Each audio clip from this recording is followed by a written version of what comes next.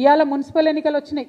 మళ్ళీ మున్సిపల్ ఎన్నికలలో 42% మాట ఎత్తకుండా కాంగ్రెస్ ప్రభుత్వం ముందుకు పోతుంది. ఆ ముందుకు పోయేటటువంటి సందర్భంలోనే మరి బీసీలు ఎక్కడ తెలుసుకుంటారో, మరి సంస్థలు, చాలా సంస్థలు, వ్యక్తులు ఎక్కడైతే గలమెత్తుతారో అనేటటువంటి ఆలోచన రాగానే ఏం చేస్తారు? గుంపు మేస్త్రి గారు, గుంటనక్క గారిని ట్యాపింగ్ కేసులో పిలుస్తారు.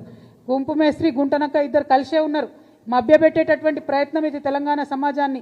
రేపు పొద్దున మీరు నోటిఫికేషన్ ఇస్తున్నారు మున్సిపాలిటీస్ కోసం, మా బీసీలంతా ఏకమవుతారు, ఏమైంది మా 42% అడుగుతారని చెప్పి కొత్త డ్రామా మొదలుపెట్టిరు తప్పితే ఇది ప్రజలకు వనికొచ్చేటటువంటిది కాదు. వాళ్ళిద్దరు కూడా కలిసే ఉన్నారు. ఇవాళ బీఆర్ఎస్ పార్టీ ఎక్కడ అడిగిందో ఒక్కసారి ప్రజలు గుర్తు చేసుకోవాలి. బీసీలకు 42% రిజర్వేషన్ ఇవ్వకుండా ఎట్లా మున్సిపల్ ఎలక్షన్లకు పోతారని బీఆర్ఎస్ పార్టీ ఉద్యమాలు చేస్తున్నదా ఇవాళ బీసీ బిడ్డలు గమనించాలి. కాంగ్రెస్ పార్టీ ఆలోచన చేస్తున్నదా ఇవాళ బీసీ బిడ్డలు గమనించాలి. మరి ఖచ్చితంగా 42% ఇవ్వకుండా మున్సిపల్ ఎన్నికలకు వెళ్ళడం అంటే బీసీలను మోసం చేయడమే అని జాగృతి భావిస్తూ ఉన్నది.